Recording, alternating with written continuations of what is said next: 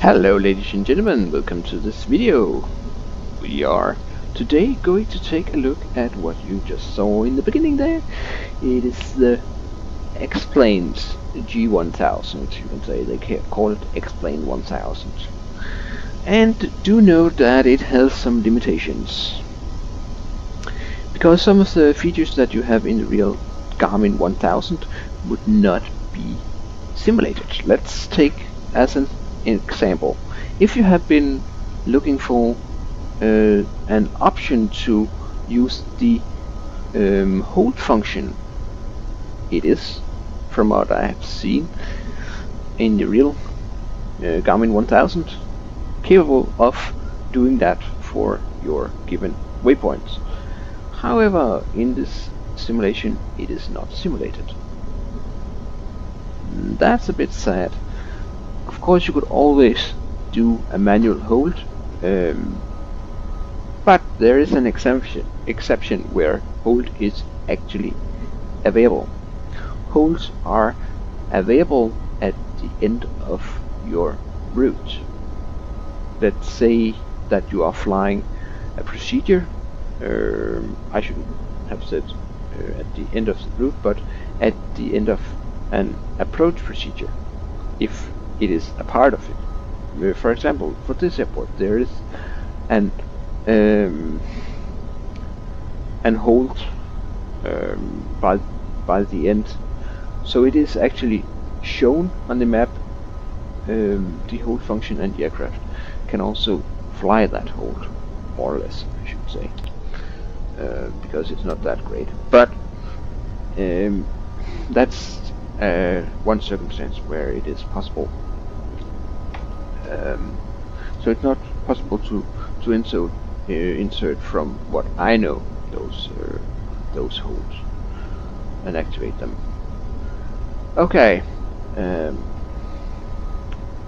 but it is some kind of a video to get you going pretty quickly from starting up and planning a route and such. We're not going to take a look at VNav because it's a bit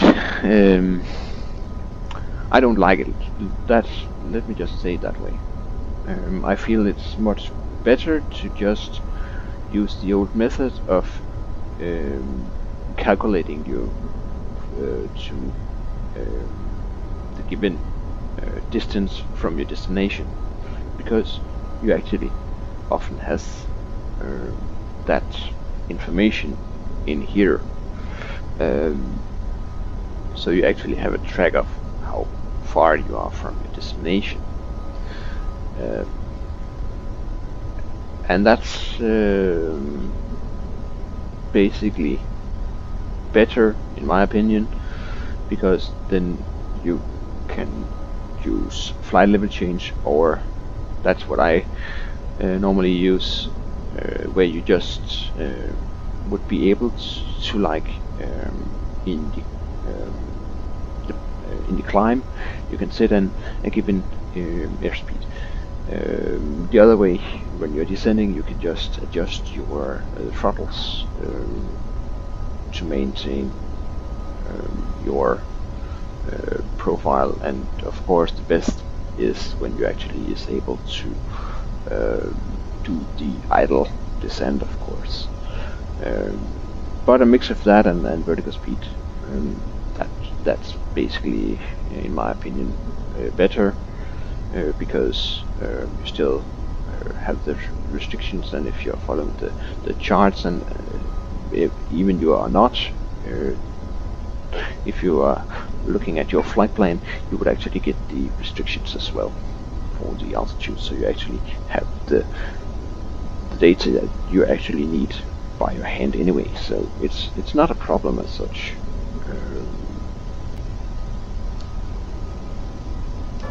And that's actually great.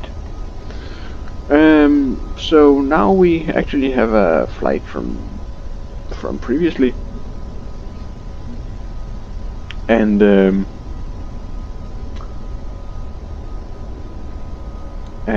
the reason I actually got this is that, first off, I want to show you some of the worst case scenarios that you might experience if you are going to make some mistakes. And it is very, very important, first off. And I know normally I also don't do that often, but one important thing is to set your heading and go to heading mode if you're doing an adjustment in the flight plan. Because if anything goes wrong, the aircraft wouldn't just start turning in a direction that that would be unsafe, or you don't want to, due to other traffic or whatever it might be, terrain or such. But what I wanted to show here is that right now we have a flight plan from a previous flight. Now I need to add a new extra waypoint. Let's say that we are in this scenario. We are here, current position, and we was told that we should be flying to the Foxtrot Echo NDB. I mean it is. But let's say that air traffic control wants us to fly differently. So let's say that we was just airborne and the air traffic control say fly directly to Odin VR station. Odin VR station is actually located. There we go. It's located out here. Let's see. Okay. There we go. There we got Odin VR station. It is on the same line, so it's not a big edit here.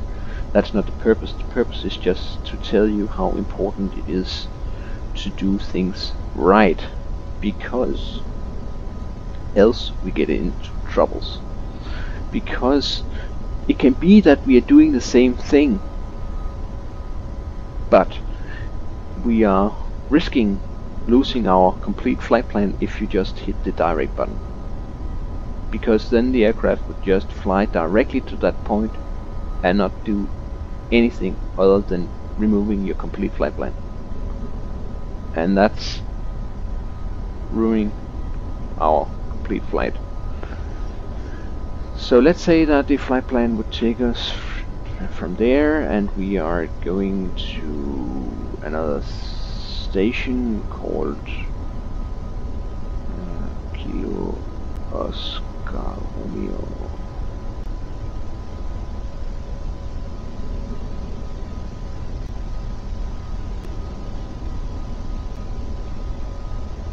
There, Corsa. Yes, and there we go. Now it is in there. So our flight would take us from here to there to there. Of course, it is over there and then to Copenhagen, of course. That was our initial flight plan. Then air traffic control say that we should be flying to the Odin VR station. Fine. I go into here and say this is my current waypoint I'm flying towards.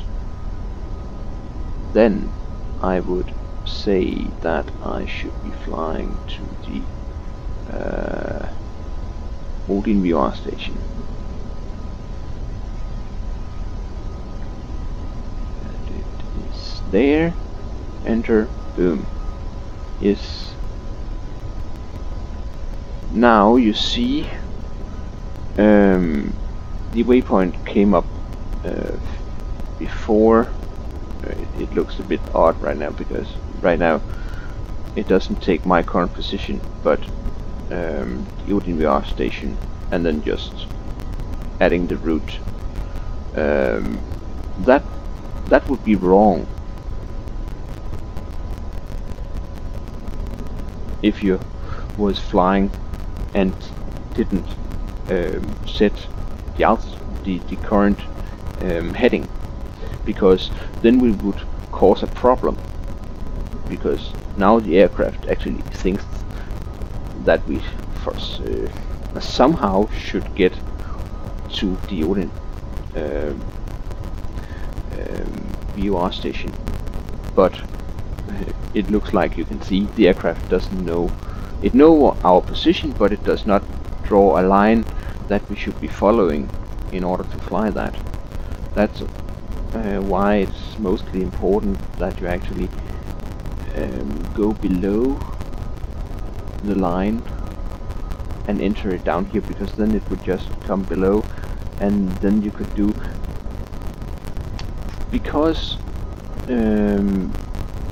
if we do it the other way now, it actually, I can go up here and say I want to activate this leg, but the main issue is that then the aircraft would return to Foxtrot Echo. So that's a bit of a problem. So what we should have been doing is that we go down here and say we want to fly to the Odin VOR station. I apologize that I'm not the best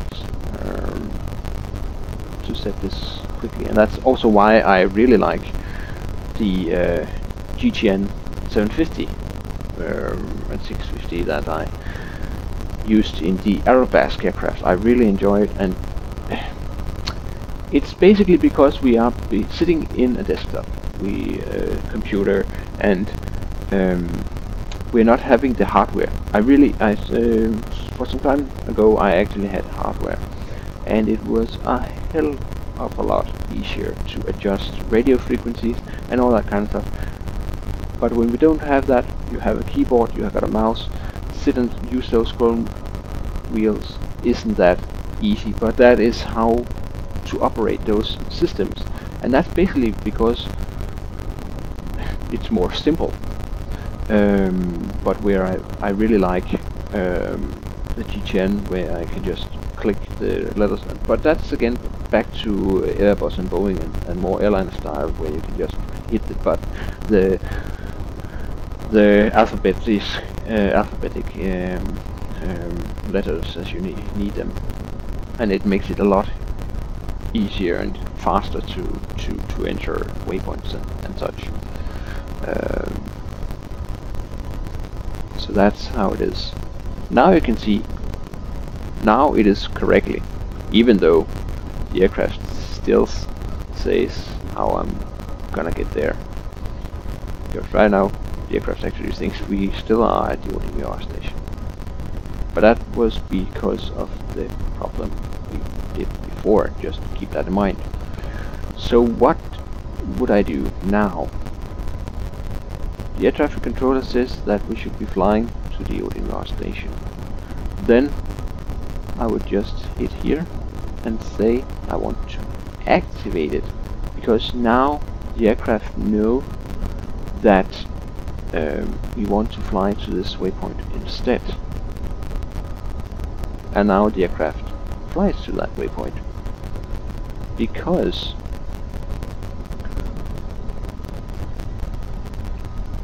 I had two options. I could also have been going in here and say I want to activate the leg. The problem with activating the leg is that it actually activates the leg, but I actually manually have to fly near the main flight path, if I remember that correctly, to actually get it flying that, because else if you are far away, not sure if any has tried that, then you would see the aircraft is not following anything, because it actually can't find its way to the main flight path. So the aircraft is not following the route, it's just flying a straight line somewhere. So that's something to be aware of. And now comes the part that I was talking about before that was dangerous, because if I would just have gone in when the air traffic controller was saying, let's get back here, and got defrosted echo up here again. So we are in the same scenario as before. See here, defrosted echo, that is there. Enter, boom, boom. Yeah. Now it is as it was before.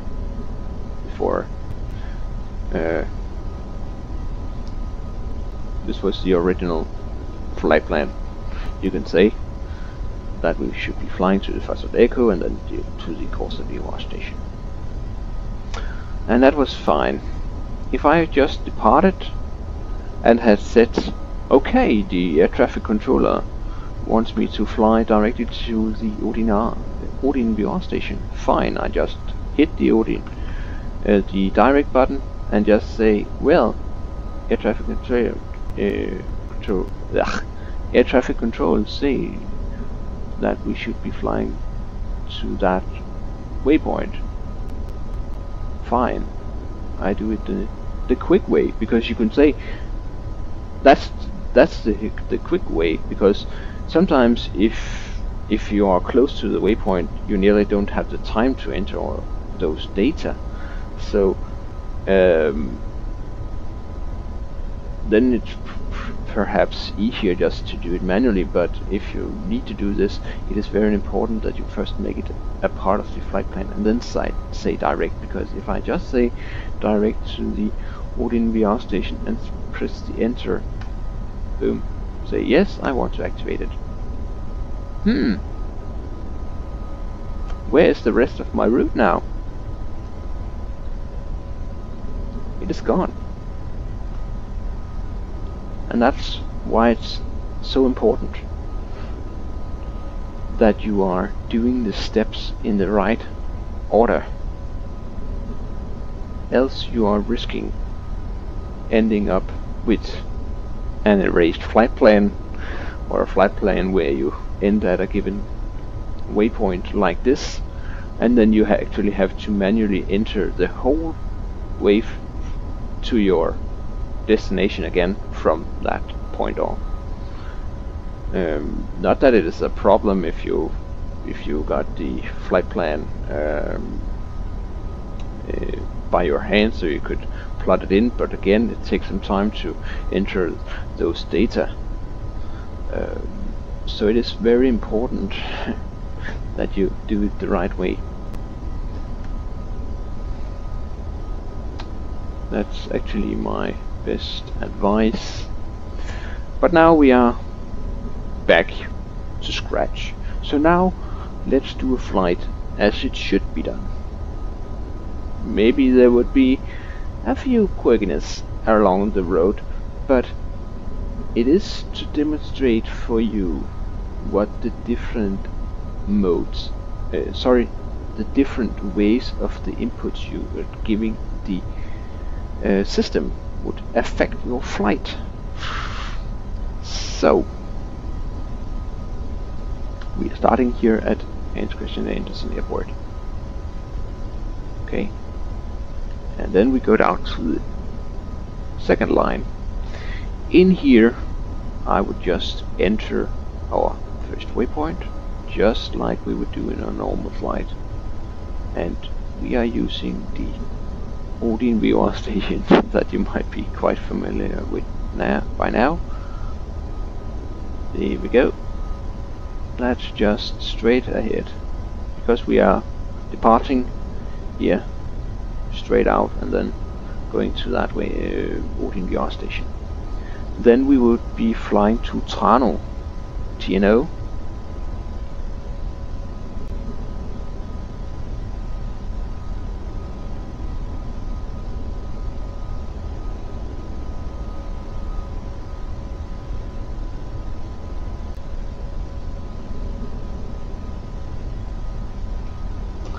And enter that. And then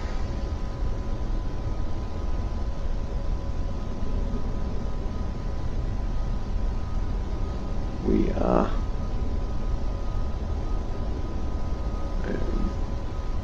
ready to enter our next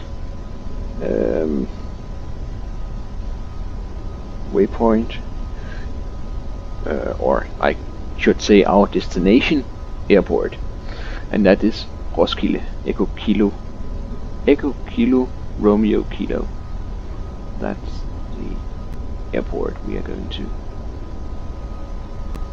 for this demonstration flight, and it is not going to take that long, hopefully, in this jet, and that's also why I have chosen this jet. I know we are already up to 20 minutes, nearly 21 minutes, but again, it is to give you a short video where you actually get a lot of information about the issues or error you can do, and then it's good to have seen this video, because then you say, oh, okay, that was what he was saying, or that was what I was doing wrong. Because often that's not what you are going to see in videos. They're just saying you should do it this way, and this way, but they're not showing you the consequences always. And that's actually what I want to demonstrate here now. For this particular airport, we don't have any procedures, so you would see if I go into procedures, select departure, enter, boom, nothing. We don't have any procedures for this particular airport. There is none. So I can only say, okay, fine, back. But we can select an approach for Roskilde Airport. And no, we're not doing the what should I say,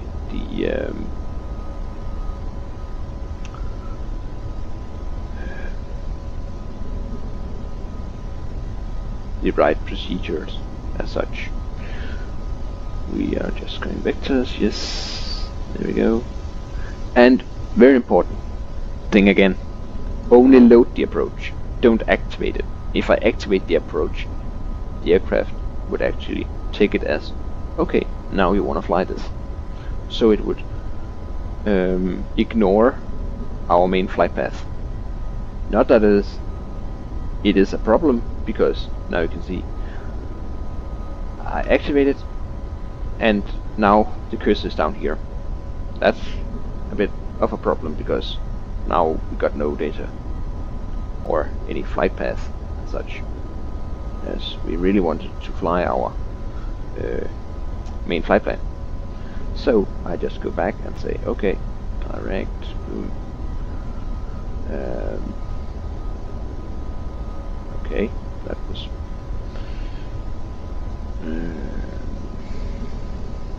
I should say direct this one. There we go. Then it should be fine. Yeah, here we go. Now it is set, and we are ready for departure. And we are just going to be making a very short departure. A quick departure, I should say. And no, this airport does really not look like Hans-Christian Andersen Airport, because the terminal has entered to be an hangar building. Whoa, that's a difference from reality. And that's a thing I would say that I sometimes tend to say, well, I rather fly from an airport where there is... It's okay that the airport has objects, but when they are totally out of sync, I feel it's not that nice, because it really doesn't look like an actual airport. It looks more like, well, we got a lot of hangars here and such, and especially if you have had a look, you could see there were some houses, and for this particular airport there is no houses as such. It is more commercial stuff for the main airport where it's there. So nevertheless, that's not the purpose of this video, and I am using my own autopilot. If you are familiar with it, it is a simple plugin I luckily was able to do. With some help, I have to say that I got a lot of help with getting into programming this, as I had no experience as such here, but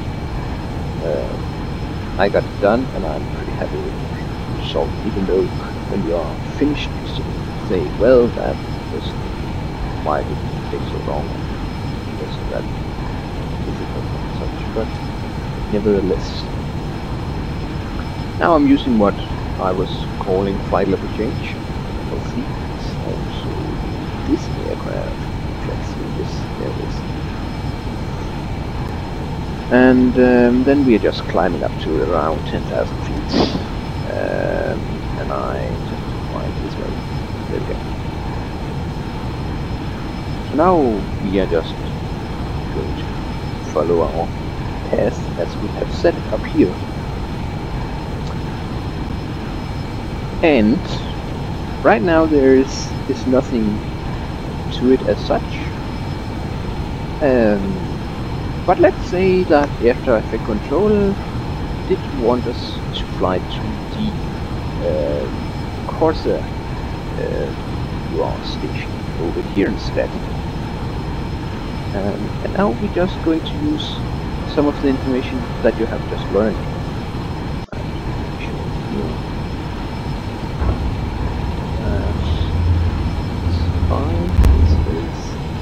I apologize, I know when I'm doing this stuff, I really have to be careful that I'm remembering everything. So let's say that air traffic control wants us to fly to the Corsa station. Then, I remember, do not use direct, do not set up a crossover, do not use it.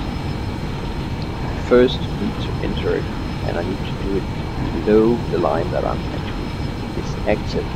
So this tunnel that is going to Corsa station.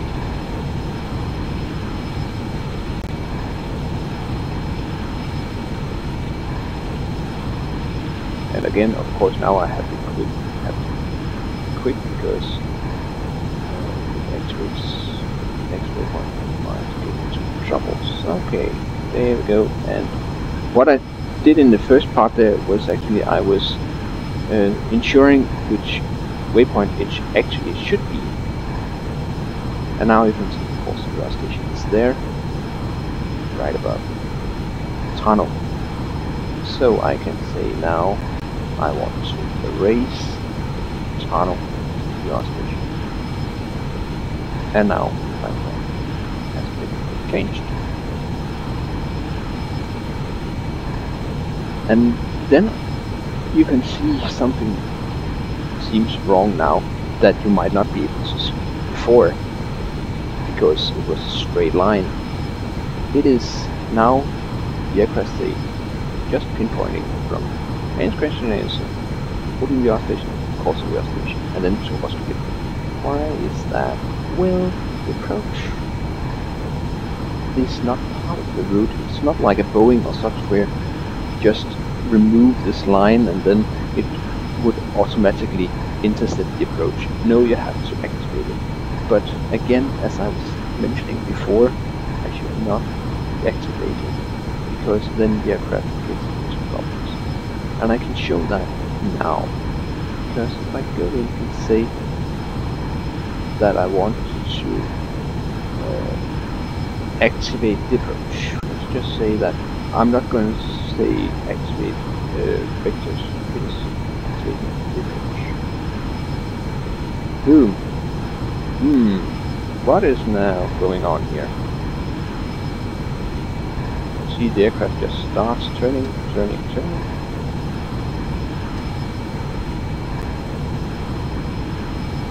And it seems like it is flying directly towards the waypoint. In this particular case, there are scenarios where it's not going to work that way. But that wasn't what we wanted to do. But in this scenario, it's not a problem because I can just go and say, well, I want to fly this.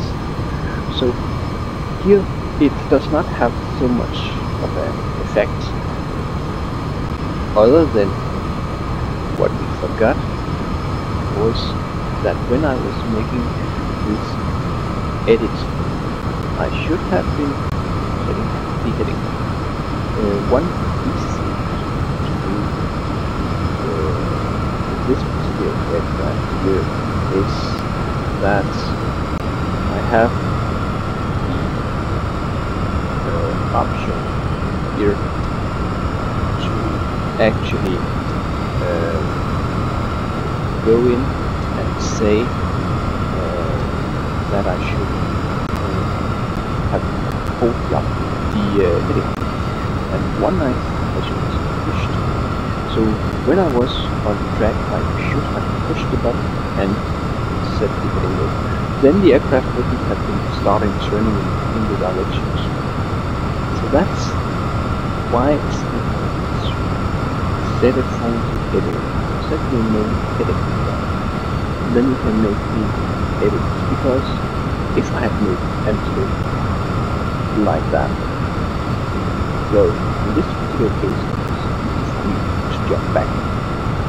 So I could just follow it and then say, yeah, okay, I just need to go back and activate from that stage. And then I could do it, and I could jump back to the yes. So in practice, what you should be doing is I'm going to do it the right way and do the exact same thing. Press this button, heading exercise, switch on heading mode, go over to my panel, go to my flight plan. Oh, I don't really do that actually. This and say activate, and now we are back in the scenario as before, and then I can say, well, this isn't right, okay? Then I can jump back in, go back, and say, now we're not going to fly. Now we're going to fly. Because that's not where we are going to fly. You can, when you are flying, delete the waypoint that you are flying along.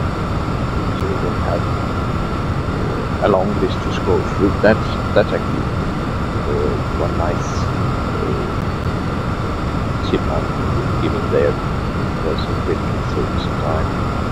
Okay, now we are flying here.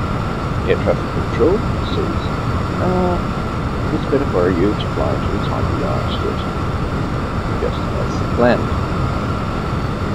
Okay, then I'm going to do something different, because they could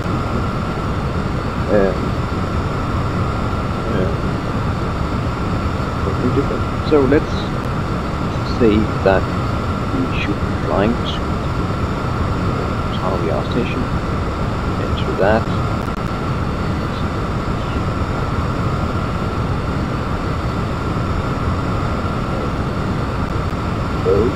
Because there is one more feature I really want to show you that can end in some cases. Okay, so now I can go up here and say directly in area. And then I can of course switch on the nav mode and the aircraft will start turning. One thing that would be very, very handy for you to use is this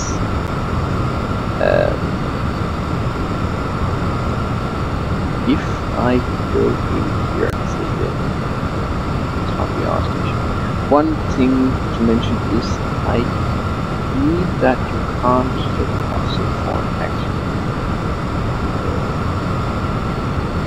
Also, sorry, for a waypoint that you are trying to remember. There's two ways to do it. You can go click here and go into create offset. Another easy way is just clicking down here, and then you can see there comes some miles. Then I can to offset. So I can make an offset and then enter. There we go. Accurate. Okay, fine. Then I can zoom out, and now you can actually see I have made on the main flight path from Tano towards Roskilde. I actually made an offset point. So in reality now, if air traffic controller, he could actually give me an offset from this particular waypoint, or if I am in another scenario where it makes sense to do it, it would be that I want to make an offset here, because air traffic controls allows me to fly a shortcut. Then I can just go in and say, okay, fine, direct, boom. Now the aircraft is actually flying to this custom waypoint, you can say. Funny enough, it is pretty close to the other waypoint I was originally planned towards. But that's another story. But you actually have that option to make some offsets along the main next path you are going to fly. So I can't define it as such where I wanted to have that. One thing I'm not sure about here is that if you are able to make a custom waypoint by latitude and longitude, I haven't tried that. But nevertheless, we are flying.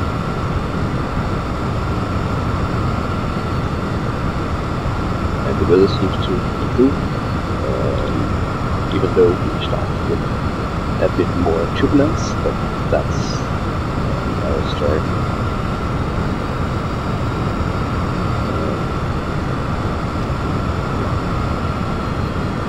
Let's see.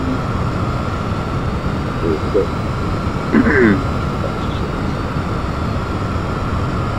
There we go. And now I will start my descent soon, because I know, according to the charts, 2,000 feet is target. And that's another thing to show here. If the letters are bluish or cyan, I should say,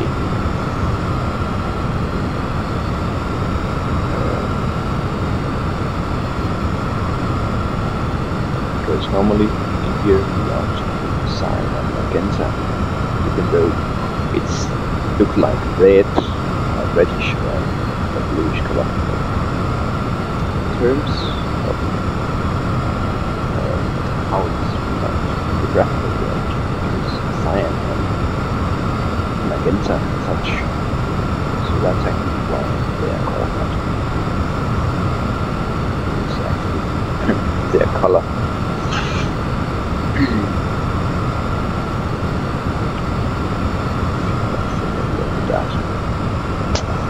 Okay, so let's start our descent here. Do this vertical descent here. I'm not going to use the flight level change, even though I often use that, but why not do it in a different way than the normal way?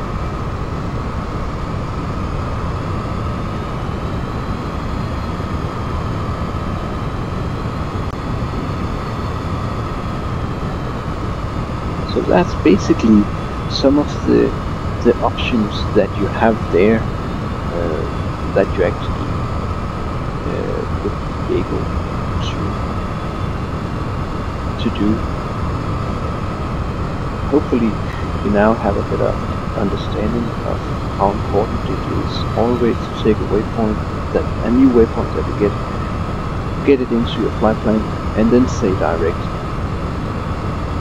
Because logically, well, you say, I got the direct function. Okay. Boom. There we go. Direct. Because that's basically what you normally think, that I should fly directly to that. But the problem with it is that you are just losing your complete flight plan with it. So that's not very nice.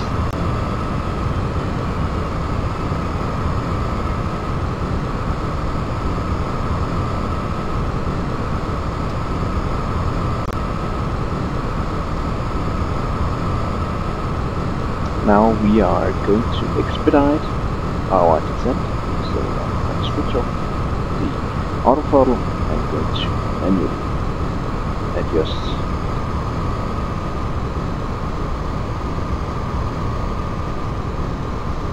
Now you can see what I was saying about the flight objection. First off, it's trying to bleed up the speed, and then it would lower the nose in order to descend.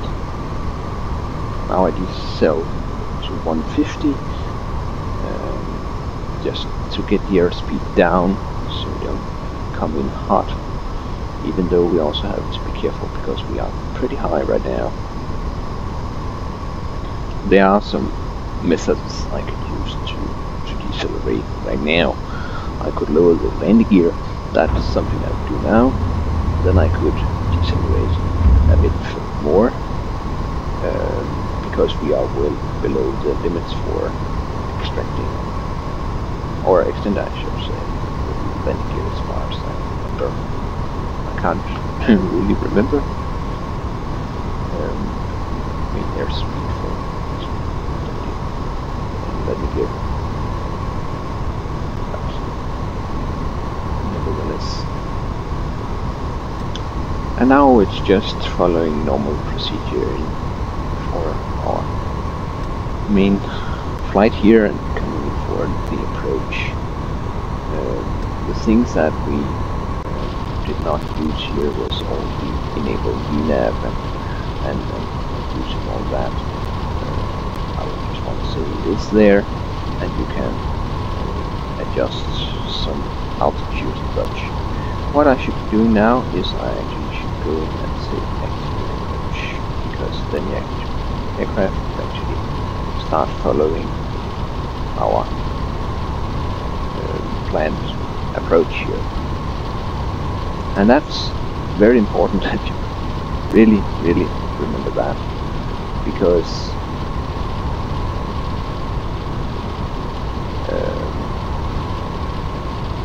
if you forget that,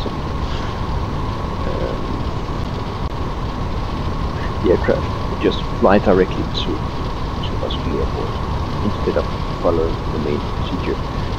And I know it is an easy thing to forget to say, and that's why I'm saying it. I personally also have forgotten it normally on longer flights, but when there's a lot of things, then probably you get a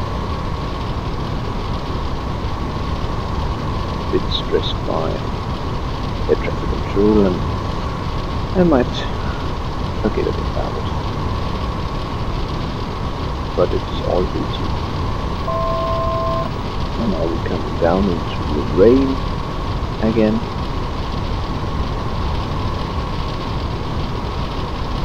And now you see the aircraft actually automatically switched over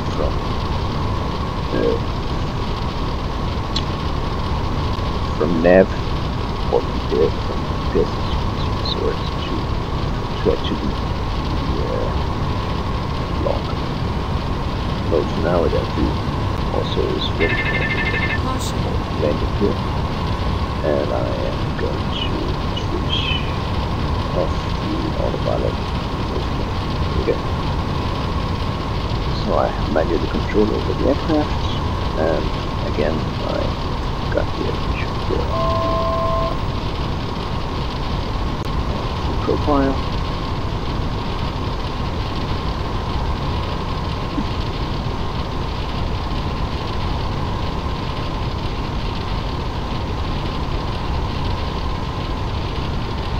And now we are soon up to 45 minutes, so I would be cutting the video quite quickly after landing. But I hope it was informative, this video, and it made it, or I should say that it gives you a better understanding of how to operate the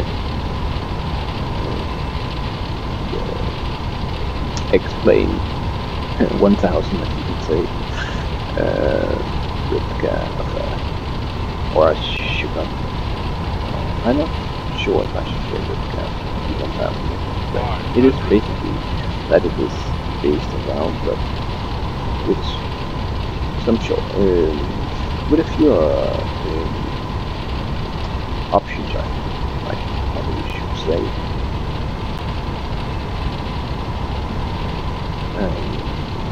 So that's basically it. But if some of you just learned to operate it better or got some inputs or such, it means a lot of. It means a lot only because that's my purpose with the video. It is really to give other people information about how to operate aircraft better. I apologize for that. That wasn't pretty. Well, the main landing as such was, but that I just got that nose. That actually was because of my brakes. Yeah. I can apologize from here into the moon, but it doesn't make any difference, I should say. Yeah. But there you got it. And I want to say thank you for watching. And I hope to see you again soon if I get some new content. As some of you might know that I really want to share some of the new stuff that's coming out, but again, due to the financials, I don't have the options to do so, and currently it's not